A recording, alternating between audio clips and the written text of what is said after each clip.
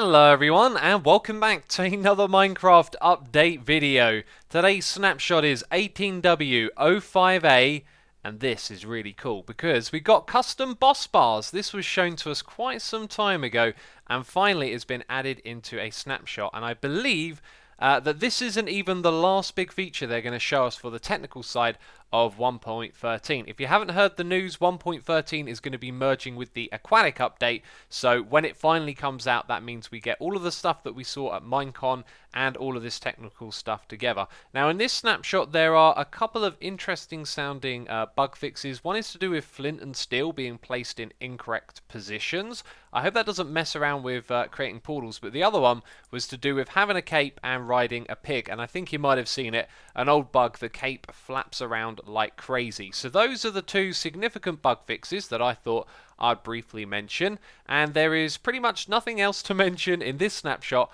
other than this amazing new feature, which is having multiple boss bars. Now obviously this is really great for custom map makers, as they're going to be able to add more features to their games. Just to give you an idea of how they can be controlled, you can see that you can do stuff like this with commands or whatever.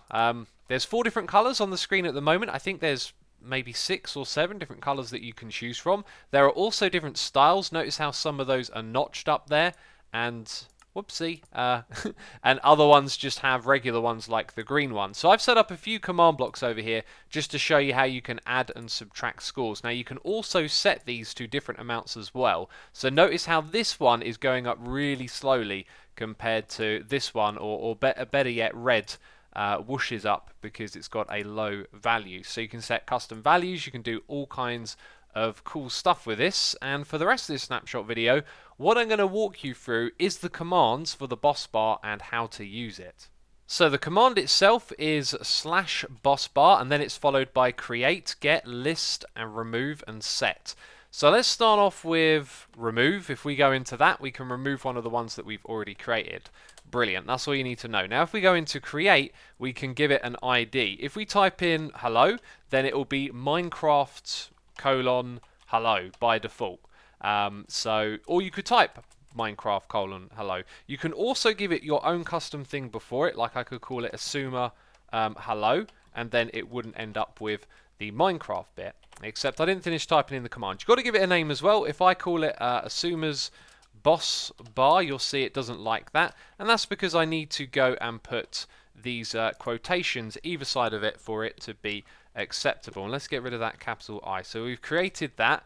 Let's go in and create the same thing again. We're going to call it number 2 this time. So xisuma's Bossbar 2, except just to demonstrate, I'm going to go and put hello, and it's created that one as well because it would have used Minecraft by default. So if we go and delete all of that, we'll go to list next of all. So we've covered 3 of the 5 that are over here.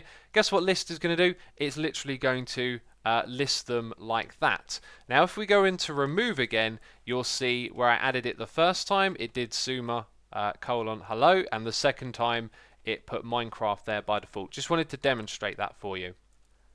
Now set is the menu with the most stuff in it, so before we get to setting the values of the boss bar, there is also get if you want to, recall something. So let's go to green and let's go to max. So we'll find out what its max score is, and it tells us in chat that it is 505. So when I'm messing around changing the scoreboard like this one was green, wasn't it?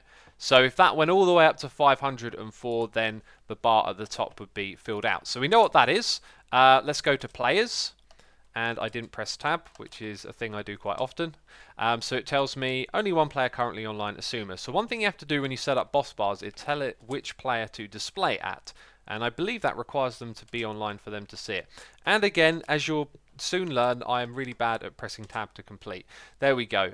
Custom boss bar has a value of 299. That's its current score. And then if we go into visible, it's going to tell us if it's visible or not, and it says it's currently shown. Now when you create a boss bar, it will be visible by default, but only 4 will be displayed on the screen at once. I even went and messed around with the GUI scale. I play with a large GUI scale, and even if you reduce this, there's only ever going to be 4 on the screen at once.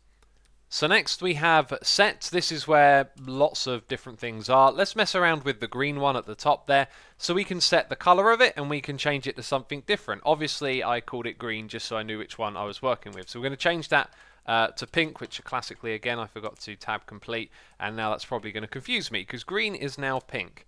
Let's go and have a look at our other options. We have max over here, so we know that it was 504, so let's set it to 400, and you can see it updates at the top there as the value now takes up more of the bar because the size of the bar is smaller. If I set it to 4,000, it's going to look ridiculously small. Okay, so the next thing for us to do is actually probably just to quickly change that to something very low so the thing is fully filled up, so you can see what I'm going to do next, which is to go to style. So we're going to jump down to style quickly. These are the different ones, so I'm going to show you them all. That one right there is notched 10. Let's do notched 12, so it adds that amount of notches to it. We can do notched 20 or 6 first of all, and then let's do 20 last of all. And then the progress one I think is the default one that you see.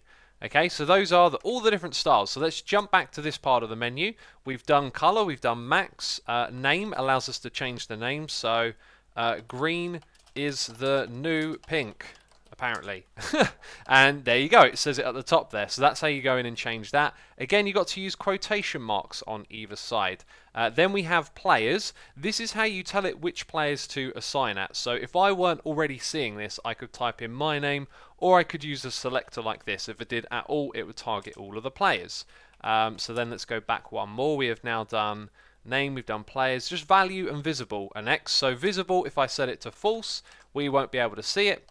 If I set it to true, we will, except we don't see it. Could be a bug, or by setting it to false, perhaps it removed me from the list of players. So if I go in there and type my name again, then there you go, it's been displayed. Okay, so I learned something. The other one, of course, is value, and we will set it to 10. There we go, and that's how you change that.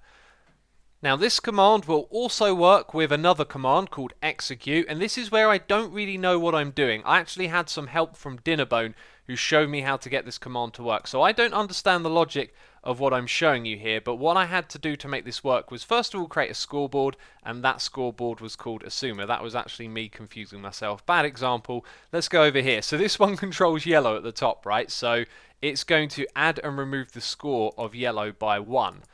So that means, in theory, if I were to come in here and do that, let's say 3, then wouldn't that move a lot faster? Oh yes, it does. Fascinating. Now this is a repeat command block, so it runs it over and over again, and we can watch the animation at the top of the screen. But it also sends a command over here, and this is the important one. Okay, so execute store the result of the boss bar, which is the yellow one, then value, and we're going to run scoreboard players get. So if we just go back a sec, what I think it's doing is it's saying it's going to store the result or the value, which it specifies there, from this command, and the command is getting the scoreboard of yellow from the player, which is me. It's a little bit confusing. All the information is there though for you to recreate this for yourself, so hopefully this video has been useful, and that is how it is done. All the boss bar stuff, I think we've covered pretty much every aspect of it, which is all subject to change because this is a snapshot video, of course. Anyway, that is going to be it from me. This Minecraft video, you could call it a tutorial, couldn't you? If you've enjoyed it, leave a like. As always, thank you for the support, and I'll see you in the next one. Bye bye.